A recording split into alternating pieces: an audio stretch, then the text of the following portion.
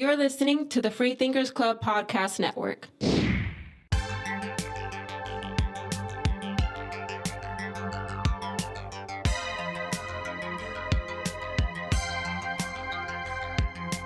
What's going on, folks? Welcome back to another episode of All Factors Considered, and today we're breaking down a big one. I'm really excited for this one. Not quite as excited for next week's, the heavyweight card, UFC 260 and whatnot, but I'm really excited to sit here and break down Derick Brunson versus Kevin Holland, man. We call him Big Mouth. Big Mouth has finally arrived, but listen, man, I got to break it down with my guy, my co-host, AJ.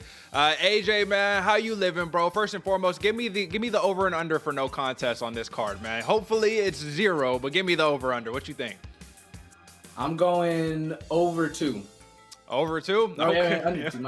Okay. Less than 2, my bad. I was about to say, I was like, oh, God, we having a repeat of last week. Oh, no. But listen, as long as it's not the main event, man, I just need that bout to go in order, and then we can have whatever other frivolous nonsense going on in the card. But listen, man, we got a hell of a card on our hands, and I haven't been saying that too often in these last couple of weeks because this is a real deal, like legitimate card, man, and it's surprising because when you see Kevin Holland and Derick Brunson, if you're a casual fan, you're probably like, oh, just, ESPN card, whatever. I don't really need to tune in, but I mean, we've been watching, man, and we've been seeing right now, this is the opportunity for Kevin Holland of a lifetime, right? Not necessarily of a lifetime. He could be fighting Robert Whittaker, stepping in instead of Kelvin Gastelum, but this is what I mean by this. AJ, man, do you agree that we're seeing the potential, this is the opportunity to see a star in the making? Like, this weekend will determine whether Kevin Holland will be that dude who everybody is talking about in mainstream media, for the hardcores, for everything, or Derick Brunson will gatekeep and he'll put Kevin Holland in the back of the queue and make him have to, build up this whole entire run again. Give me your thoughts before we jump into some sleepers. Well, man, to be honest, I don't really know if it's the night of the making of the star, but I definitely think it has the option to be the catalyst of a solidifier. Really letting everybody know that solidly Kevin Holland is here. Those 5 fights in 2020 weren't a fluke, man. Kevin Holland is here and he's for real. And he's not just a talker, man. He's about the action. But, if Brunson can do it, it definitely solidifies him more so as a gatekeeper because with all the losses, especially if he doesn't get it done in a solid fashion, it's going to be hard to say that he isn't anything else besides just kind of an average of the pack. Yeah, no, I agree, man. And listen, we'll get into it when we talk the main event, but you know what time it is. And folks listening at home, I didn't forget about it. So you know what we're about to do. Let me hit it right here. It's time for some fight night. If you ain't paying attention, you're going to sleep on me and I'm going to wake you up. All right, AJ, man, break us off with the first sleeper for this UFC Vegas 22 card. Yeah, thank you, Derek. And my first sleeper is Montel Jackson versus Jesse Strader. Now, Montel Jackson is very strong and was a little outperformed in his last fight, but I'm expecting him to come out with a chip on his shoulder and looking to make very easy work of his opponent. All right, Jesse Strader is riding a hot streak and is very comfortable in the chaos. Now, this is a sleeper to me because Jackson was outperformed his last fight, so I'm expecting to come out hot and heavy. And Strader, like I said, he's comfortable in that chaos, so it's going to be a very fun fight from the get-go, and I'm super excited for this one. Who's yours, Derek? All right, man, my first sleeper, we're going at a middleweight bout, I got Trevin Giles facing off against Roman Dolidze, and why this is a sleeper to me is because Roman Dolidze, he's finished 7 of his 8 fights by knockout or submission. Dude's a former soccer player turned combat sambo, grappling champion turned MMA fighter who's now trying to kill the game, and he's fighting a very, very game opponent in Trevin Giles, and the only reason I believe Trevin Giles is taking this fight is because he has to prove something. He was supposed to fight Kevin Holland a couple months back, and he ended up feigning in the back or something crazy happened and had to pull out of the fight at the last possible second. So he lost a little bit of stock and he's going to make up for it. But we got 2 dudes who know how to wrestle, 2 dudes who know how to knock each other out. And y'all need to tune in, man. This is a very underdeserved bout to be on the prelims. This could be a main event card, a main event bout in my eyes. And like I said, Roman Dolidze, this is going to be his first fight at 185. He's a 205er, generally speaking. So we'll see how it goes. See if the power and the speed translates and all that good stuff. AJ, who you got next? I agree, Derek. That one really is a sleeper of a fight, man. I'm excited for it. But next up for my sleeper is Julia Avila versus Julija Stoliarenko, all right?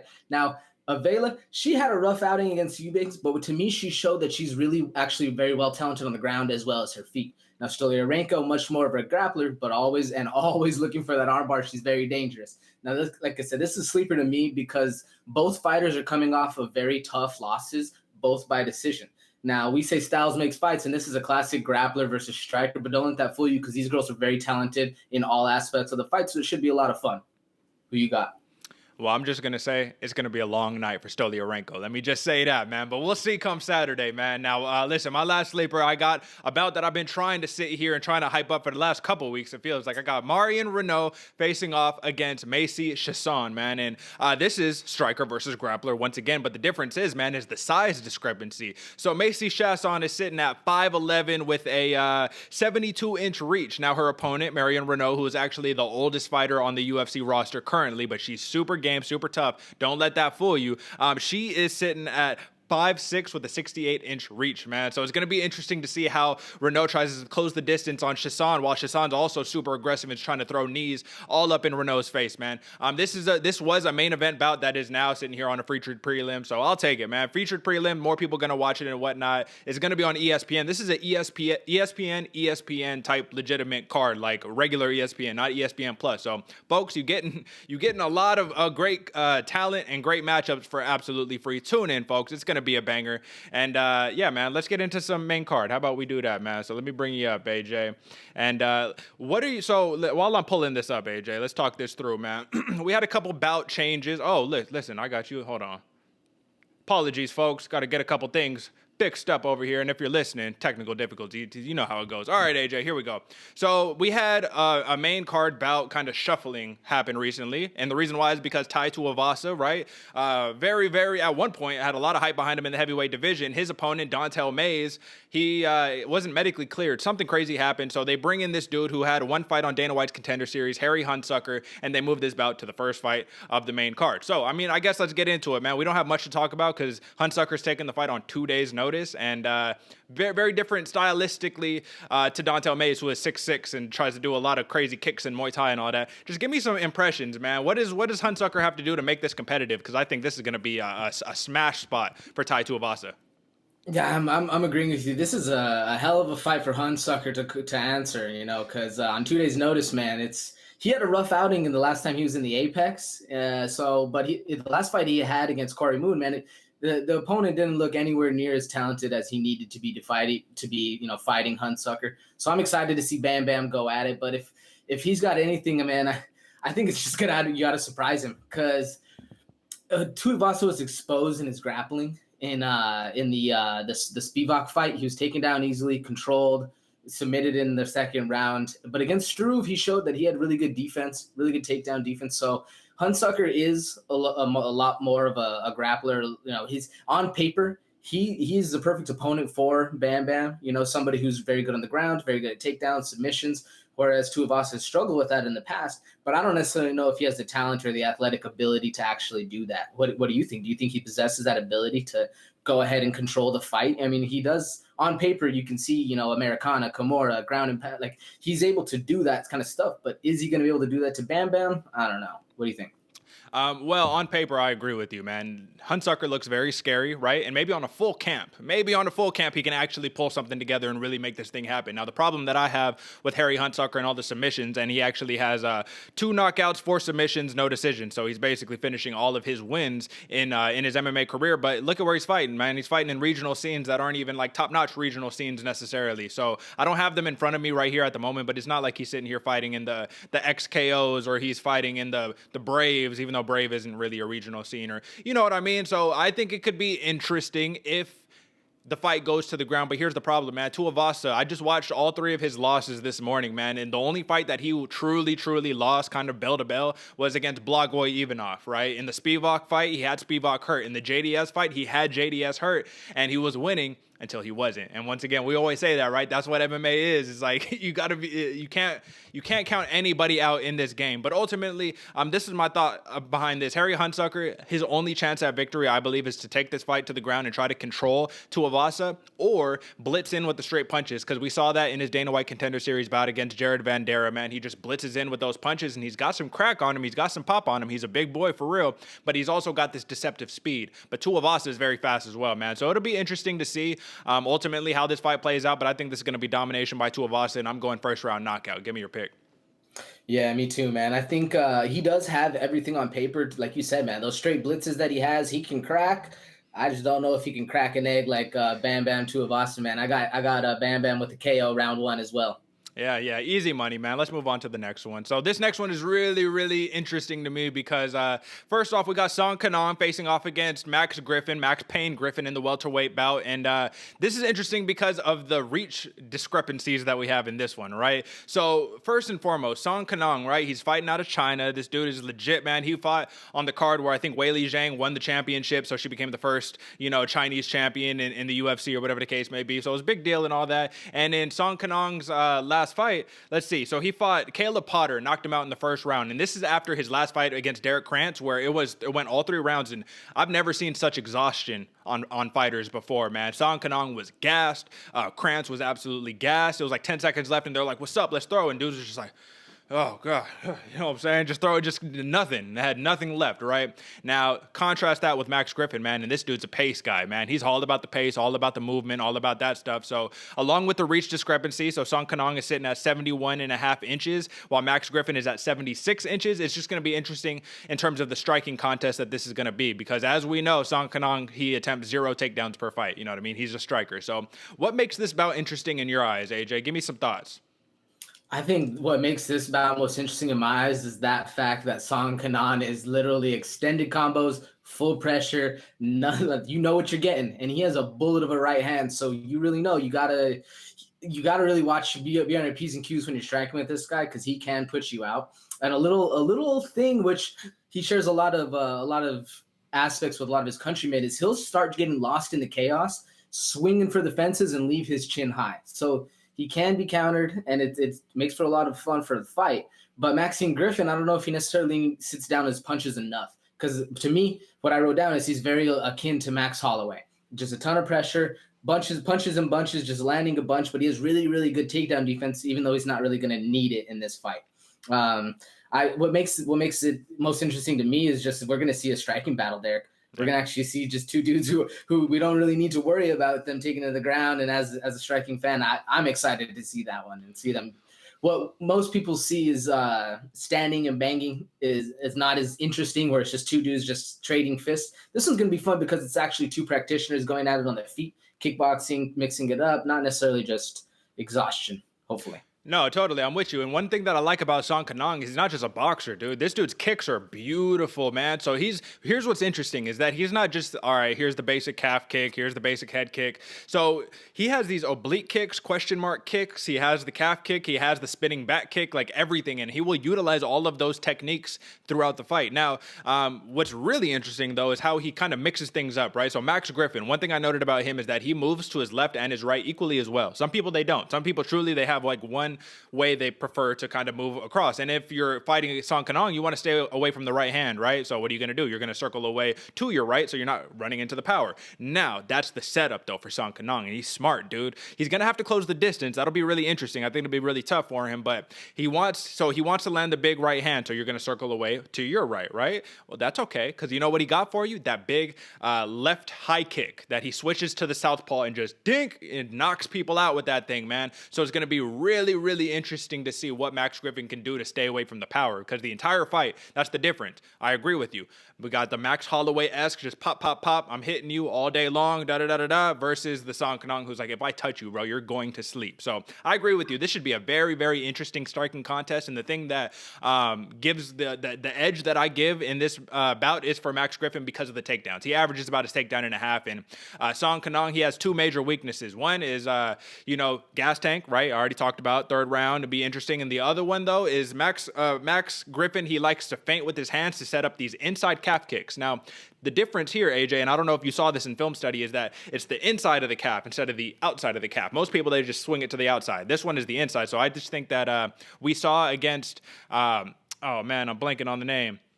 Alex Morono. We saw against Alex Morono and Kenan that that calf kick is a real deal weakness. So it'll be interesting, man. But give me a pick, man. You know, this is a real deal striking contest. Who do you think comes out on top? Yeah, this is a real deal striking contest, and I think that inside calf kick works so much because Kenan, he's so heavy when he's going forward and striking. So it's just literally there, already planted.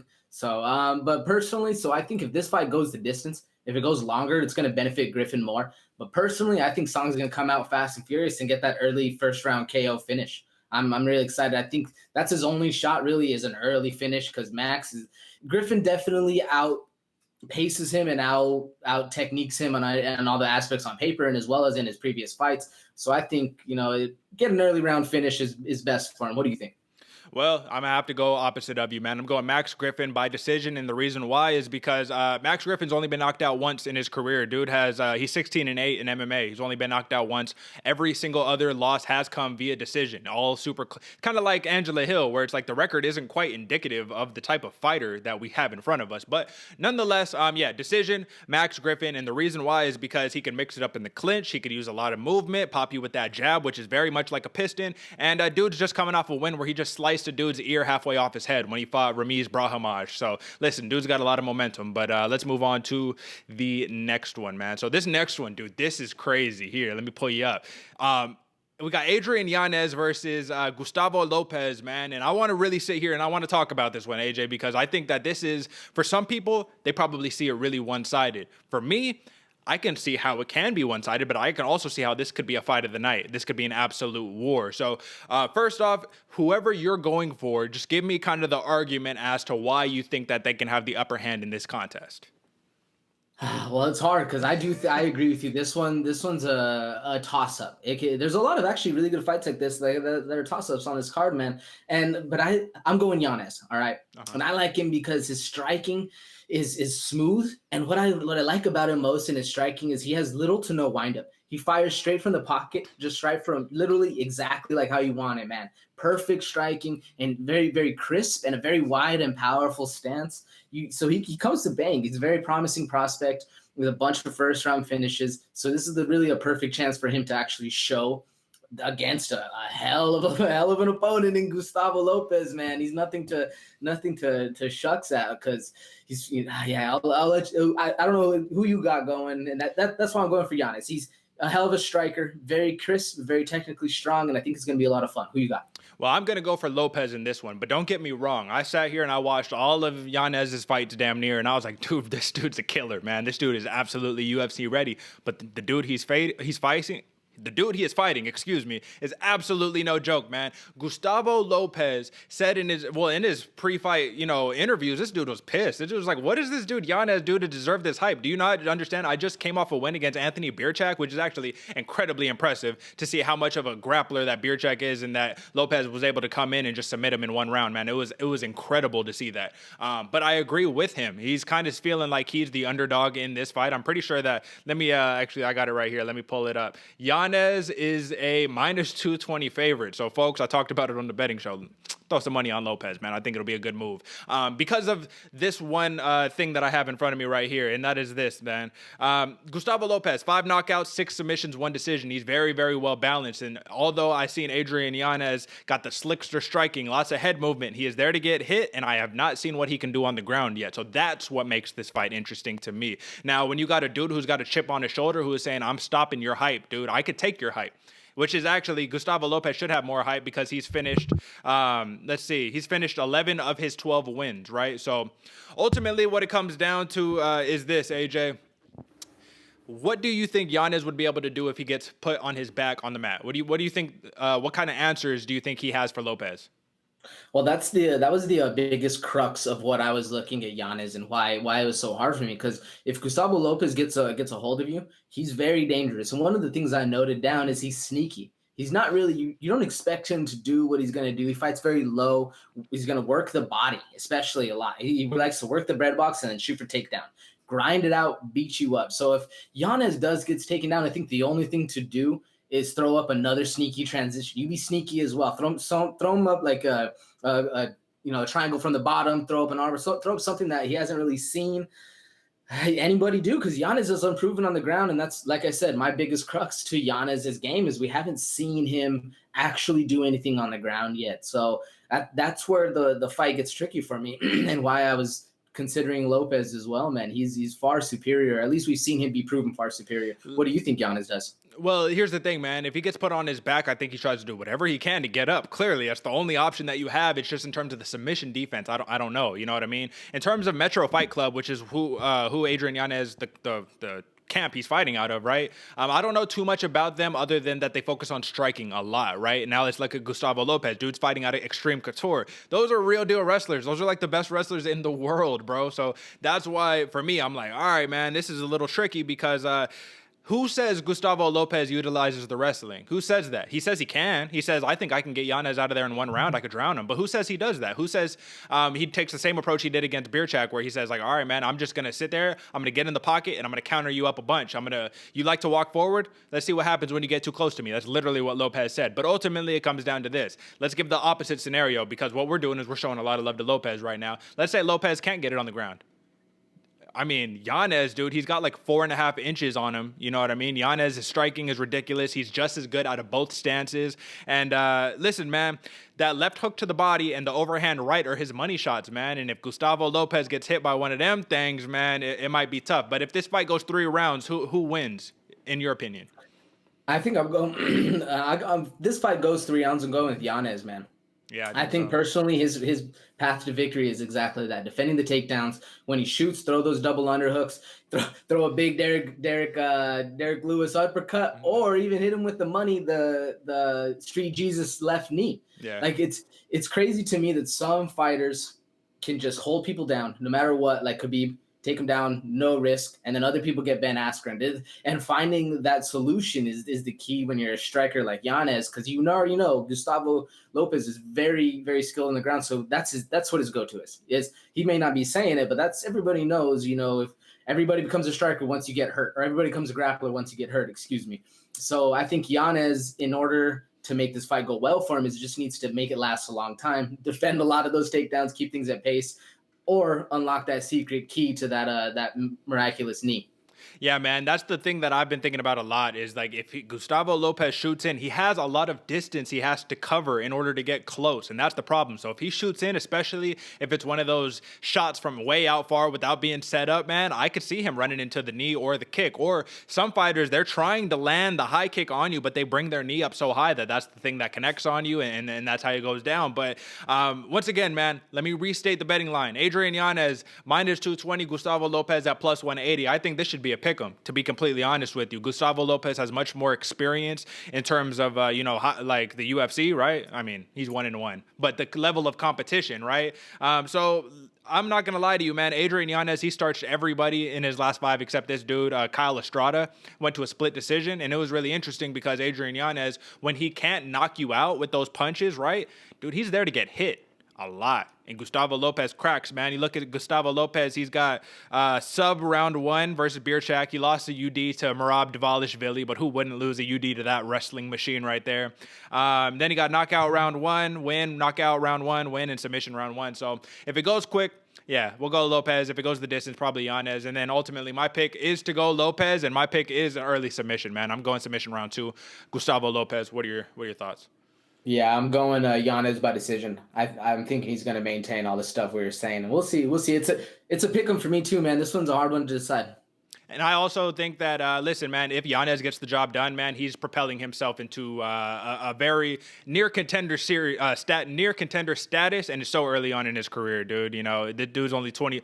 I mean, I said only 27 years old. Hold on, I had to double take. Wait, that's kind of old, man. Getting here in the UFC, just starting. But hey, man, prime don't end till you about 34, 35. You got a lot of time. But all right, man, let's move on to this next one. So this one is super, super exciting. This is also a last-minute replacement, man. Literally weeks' notice replacement. Cheyanne is making her UFC debut, and she's married to JP Buys, who's the second fighter on the prelim. So this is actually kind of history. This is like the Montana De La Rosa, Mark De La Rosa situation here. But she's facing an absolute killer in Montserrat Ruiz, man. She's an Invicta fighter, obviously now in the UFC. But listen, man, Buys was originally supposed to fight Kay Hansen. Kay Hansen pulled out for undisclosed reasons. I still don't know what it is. It could have been an injury or something like that. But listen, man, Ruiz is a killer. Now, let me just point this out to you. I want to ask you if you know this, AJ. Did you know that Cheyanne Buys, she was actually training here? Let me pull it up because this is pretty important. She was helping Emily Ducati. I probably pronounced that wrong, but she is an Invicta fighter who's about to fight for the championship. I think it's strawweight championship in Invicta.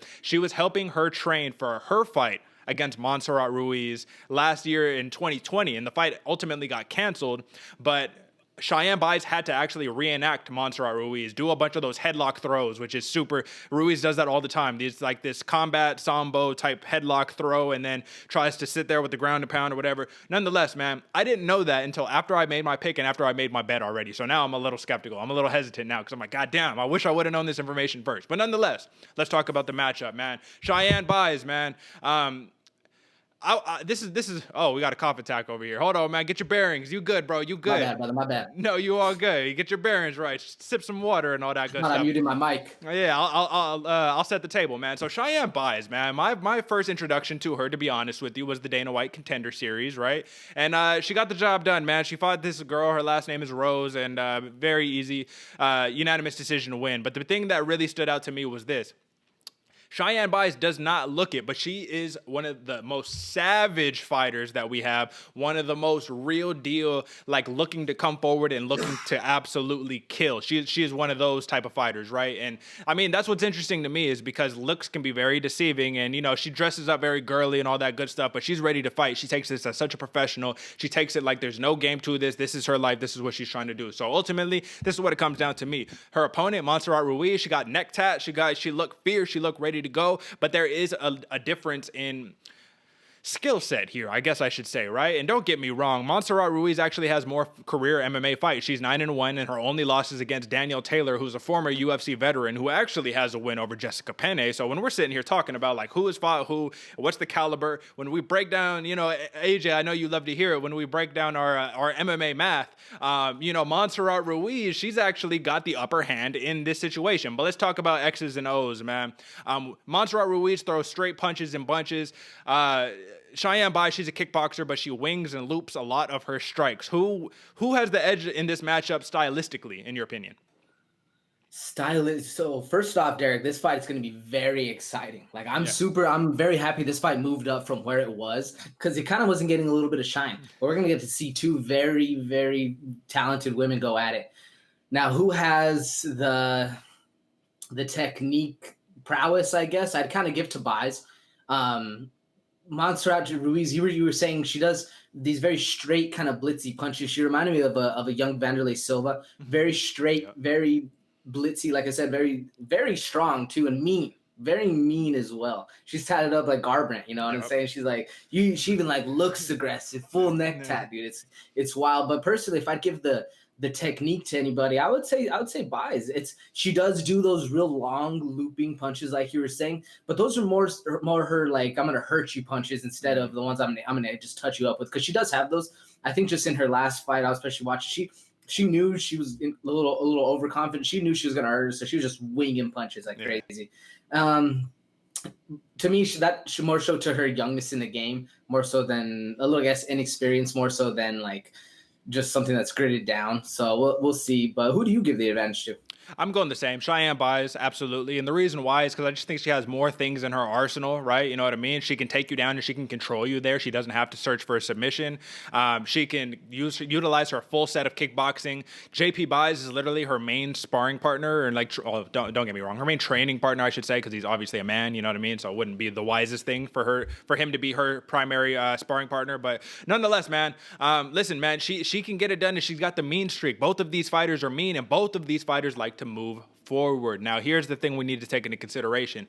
Like I keep mentioning it, but Montserrat Ruiz, she counters forward pressure with clinch work, right? And that head lock, toss, judo throw, combat sambo throw, and she got a very nasty submission win in her last fight against a fighter. Her last name is Mirandin, and what she did ultimately was she secured the headlock throw. She got on top of her and put her in but she put her in this position where it was very similar to what I saw with Islam Makhachev versus Drew Dober, where it was like shoulder pressure that was the thing that got her to submit. So I'm like, dude, she lands that in almost every single one of her fights, but the problem is versus Danielle Taylor, she was searching for that the whole fight, and when it didn't work, she didn't have that many other answers, right? Cheyanne Buys knows Montserrat Ruiz because she literally had to reenact her. So she even said it. She was like, man, she throws all those stupid, headlock throws, and she was like, whoops, my bad. They're not stupid, but like, God, they're fucking annoying. You know what I mean? Like that type shit, right? And that just makes me feel like the biggest edge for Montserrat, in my opinion, was that she's a last-minute opponent and that you didn't have time to train for her. But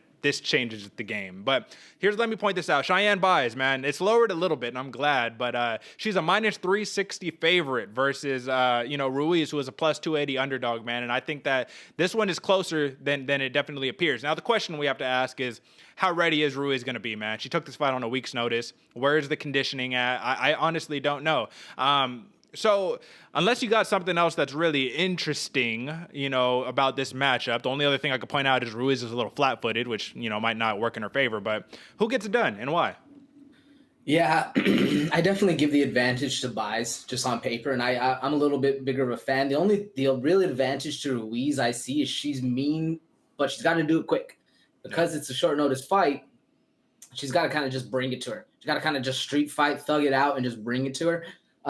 Personally, for me, though, I got Baez winning by decision. I just think she's going to outclass her, stay to the outside, do her thing, not get caught up in that weird arm throw that they do, or that head throw that she does. Man, it was a crazy thing to see, like, her take somebody's arm and then bend it back while she has a headlock, and she just, like, it was crazy. It was crazy. But ultimately, I got Baez. Who you got? Yeah, man, I'm going Cheyanne Baez as well. The reason why is give me Ruiz on a full camp when Baez doesn't know her entire game plan, and maybe I give the win to Ruiz, but I'm not going to lie, man. Throwing a little bit of money on Ruiz here is not a bad play, man. Like, the upset, I can see an upset happening. I just don't think it's very likely. And in MMA, man, listen, we all think we got it all figured out until Saturday night. And then we're like, God damn it, I should have known. But it's all right, man. Let's move on to this next one, which is the co-main event, man. And this one, talk about us. That's what I'm saying. This whole card, bro, like, God damn, we got Gregor Gillespie facing off against Brad Riddell. If you don't know who Gillespie is, shame on you. If you don't know who Brad Riddell is, shame on you. And the reason why is because Gregor Gillespie, man, if you're tuning into the UFC right now and you're a new fan, you probably say, oh, man, the dude who got knocked out by Kevin Lee? What? Okay, what's the hype about, right? And for Brad Riddell, you're probably thinking I always mistake him with Brad Tavares. I don't know why, but I just do, right? They're completely different fighters, look completely different, all of that good stuff. Nonetheless, man, Gregor Gillespie, 13-1, take away the Kevin Lee loss. Dude was on a 5-fight finish streak. This dude he lands 7 takedowns a fight.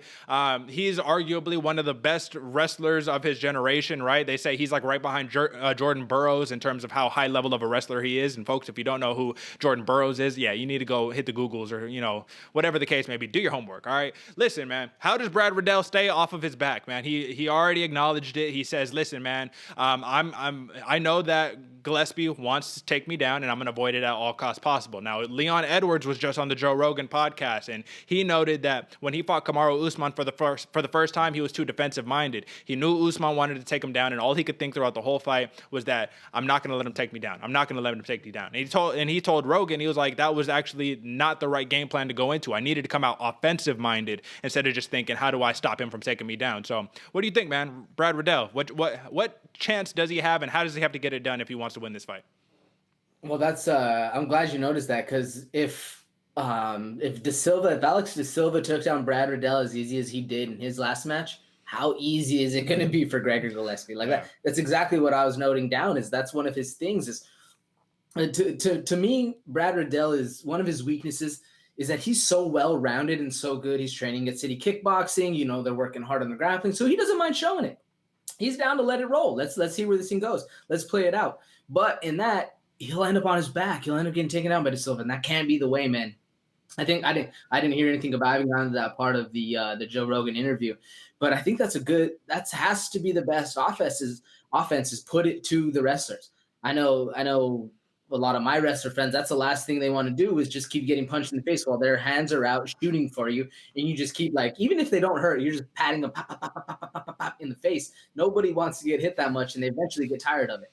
So it's I mean, even if you don't hurt him, you don't put him away like Derek Lewis did. I think uppercuts just all day, keep him off. That's going to be the way. But, I mean, like I said, Alex De Silva isn't that good of a wrestler and took him down with absolutely zero problem in his last fight. Let me stop you there. Put some respect on my man's name, dog. Yeah. I should say, excuse me, compared to Brad Riddell. I mean, compared to Gregor Gillespie. Yeah. The levels are just – and this is coming from someone who can't wrestle for shit, so let's just say.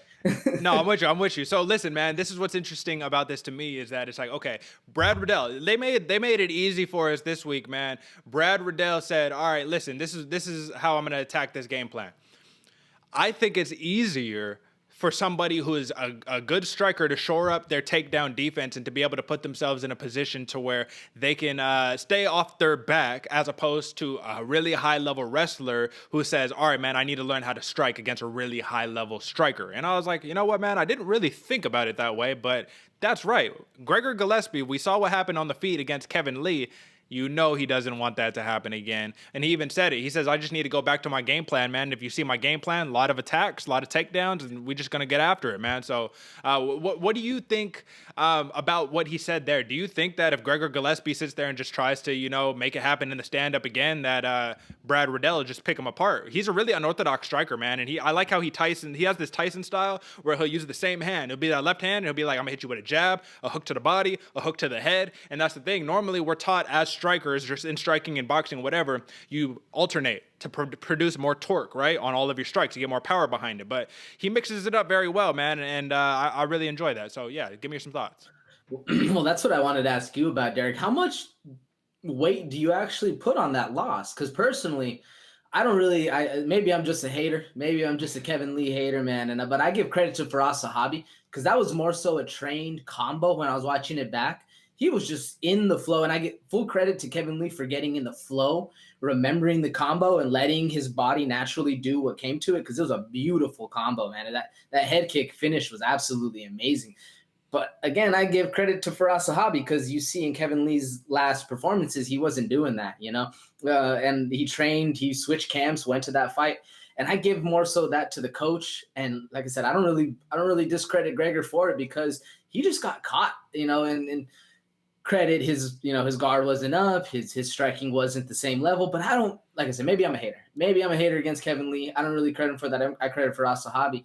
I think Gregor Gillespie can get a little more done on the feet than most people allow him, or at least we're thinking he can. So I don't necessarily know if he needs to worry too much about that, especially with Brad Riddell. He is coming out of city kickboxing though, so I can't be wrong, man. I've been wrong a lot before, so we'll see. That's the name of the game when we do this, man. It's nice when we right, but, you know, we're wrong often. And all MMA fans, all MMA critics, everyone who tries to study this thing, that's the thing about it. You have a 50% chance on every single pick that you do, man. So, but listen, yeah, you kind of sound like a hater, dog. And the reason why I say that is because Gregor Gillespie, he even said, he was all like, listen, man, Kevin Lee, he did not get lucky. I didn't get caught. He executed at the highest possible level, man, and hats off to him. He basically is taking full accountability and ownership for the loss. And he says, it's easier for him to handle getting knocked out more than it is to get outclassed for 3 rounds or to be taken down and not be able to get up over 3 rounds. He says it's easier to accept actually just getting starched, and he's willing to put it all behind him because MMA, we know this is a game of what have you done for me lately? And like I said, dude had 5 finishes in a row. He was on a 13-fight win streak, 1 loss, and people are all of a sudden discounting him, which is the reason why I personally, unless Brad Riddell can actually keep it on the feet, which I highly doubt that because Brad Riddell's takedown defense is at like 60%. And if you're shooting 7 times or you're shooting 10, 15 times and you land 7 of them, man, one of those takedowns is going to get through, and that's all it takes for Gillespie. So other than that, they're identical in terms of height and reach, 71 inches a piece, 5'7" in terms of the height. But yeah, man, I'm going Gregor Gillespie, and I'm going by drowning. I wish that was an actual choice I could pick. No, but decision, full on decision. He's going to drown him. That's my opinion, but convince me otherwise, or just give me your pick. Man, no, I'm with you. This is a very hard fight for Riddell. But I also think it's a little closer than most people think, and I'm going with Riddell by decision, man. Oh, it's going to be a crazy one, and I think it can get mixed up. So that's the only reason is that it might happen. Yeah, no, understandable. So let's move on to the next one, man.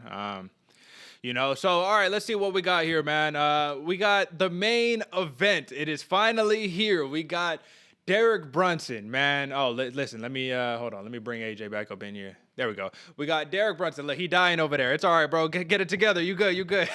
We got Derick Brunson versus Kevin Holland, man. Call Big Mouth.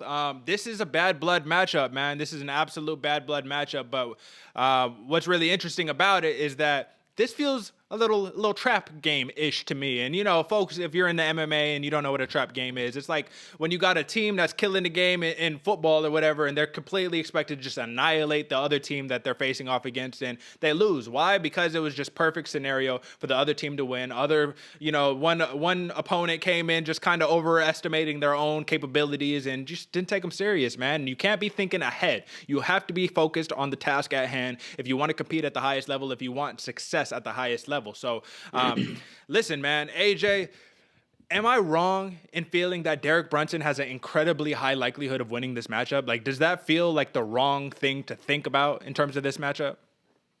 No. I think that's smart because he does. He really does. And and I'm not a fan of Brunson at all. I'll be honest with you. When I think Brunson, I think of a boring wrestler. But He's been proving that he can mix it up. He's been proving that his hands are there. He's been proving that he's able to, like I said, mix it up, which is, I think, one of the biggest things. Because when you're watching a wrestler just try time after time to take down, it's like, oh, man, again, like, oh, my God, like another takedown. Jesus Christ. But Derick Brunson, one of the biggest things I like about him, he's also down to when he goes for the takedown, when you're coming back up, he'll go for your head. Literally throw full-on heat to your head. Sometimes overextend a little bit. So he's getting a little better, but I mean, I do think he's very talented, and I think as long as it's a lot harder, especially because in the media's eyes, this is like you said, what have you done for me lately? Yeah. And it's not really as flashy as Kevin Holland has been lately. I mean, the Ian Heinisch fight, that was a drag out fight, but I think if he did better, he could have got a finish, and that'd have been a little more exciting. The Shabazi and ground and pound, man, that was a fight that kind of put him on notice. It kind of gave him a little bump. But compared to Kevin Holland, I mean, just look at what he's done. You know, the Shabazi knockout versus the Ronaldo Souza knockout. I mean, they're not even in the same league. What do you think? Why is Derick Brunson being underappreciated? Why do you think that is? Well, I mean, because when he's gotten to the pinnacles, this is what I was saying on the betting show this week, man. When he's gotten to the pinnacles, right? You know, he's got the big name, like the Jacare Souza, the Israel Adesanya before Izzy was actually Izzy, right?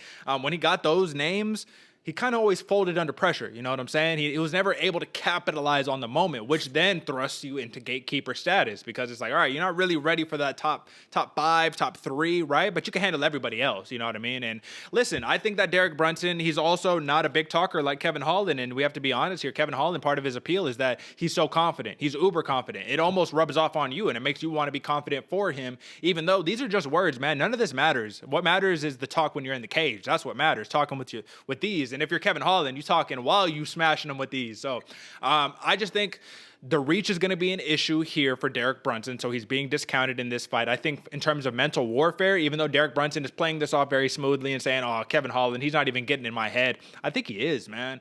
And so what do you think, man? Do you think that we're all as media and just people looking from the outside in, we're thinking that Brunson is shook, but Brunson's really like, come on, bro. You're not even the baddest dude that I fought. Like, I fought real killers.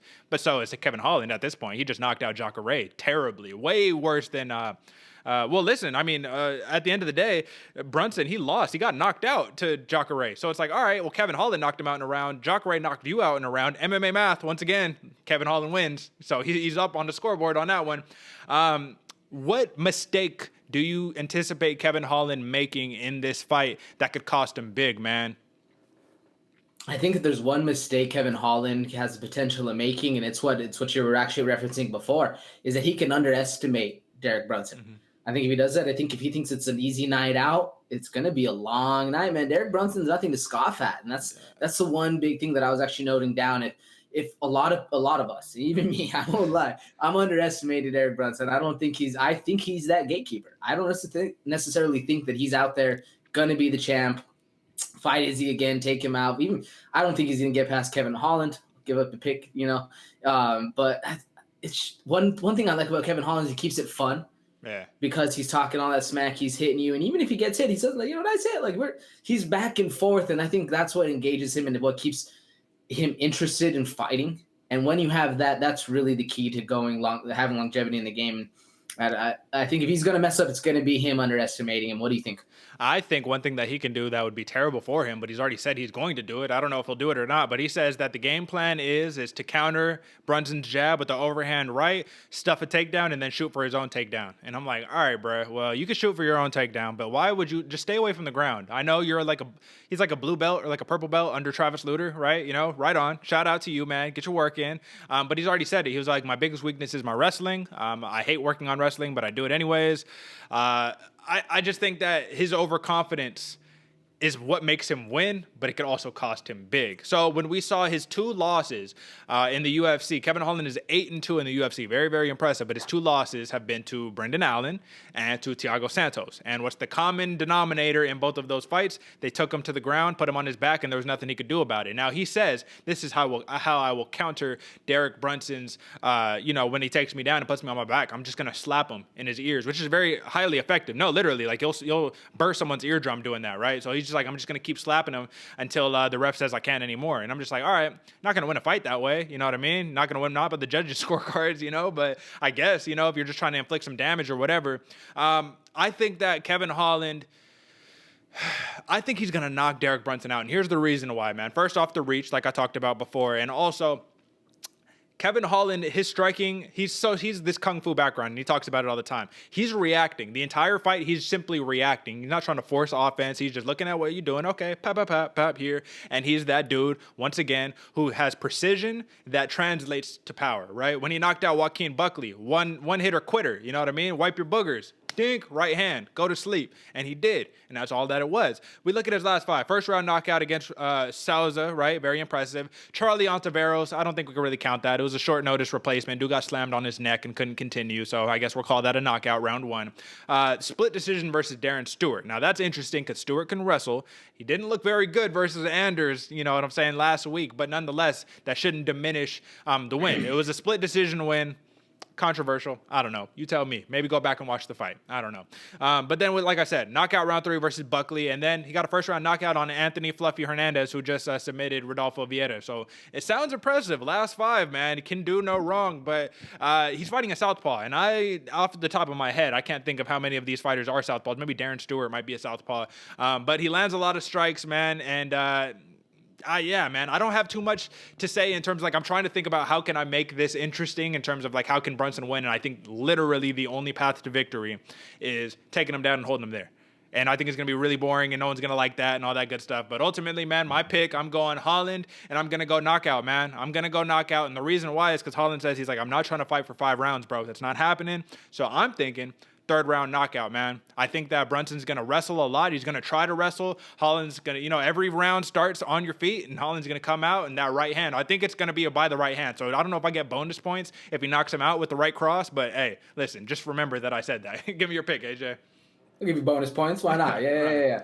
No, I'm going to Kevin Holland by knockout as well, except I'm going round 2. I don't think it's going to be that long of a night. Like I said, I'm underestimating Derek Brunson. I do think Derek Brunson can win by holding him down. And we actually saw, I was really trying to find where Kevin Holland looked his most exposed, and that was that keeping the back on the ground and doing the slaps to the head against Darren Stewart, and he could have lost that fight. So we'll see. Maybe that happens, but I'm going KO round 2, probably a right hand as well. That's what it is. I know we're running out of time, but fight of the night, I'm also going to give mine right now, Derek. I'm going Boys Ruiz fight, man. I think that one's going to be crazy, and it's going to be a girls fight. Who you got? You took mine, but it's okay because I had another one ready to go. I think the Max Payne, Griffin, and Song Kenan, man. I think that Max Payne, he said it himself. He was all like, this dude was made for me in terms of a stylistic matchup. This is going to be an absolute war. And one thing about Max Griffin, he says it proudly, man. He comes to bring a show. You know what I mean? He comes to entertain. And listen, man, this is going to be a great slate of fights, folks. Tune in. You don't got to pay for it. It's on ESPN if you got cable, but who got cable anyways, man? Just go on to the online subscription. I don't care, man. Go watch the fights. That's what's important. We gave you the fight of the night. We gave you the sleepers. We gave you everything that there is basically to know, man. So ultimately, do us the favor. Once again, I say it every single time, right? Drop a like, subscribe, share this with your friends, share it with your grandma, put her on to some MMA, some combat violence and all that good stuff. But this is a shout out to Kevin Holland, man. And this is, I think, a brand out in Texas, skilled violence. That's the differentiation right right there. It's not just nonsense. It ain't bare knuckle fighting. This is skilled tactical violence. But folks, that's it for us. Until next time. Hold on. Let me get it right. Until next time. Peace.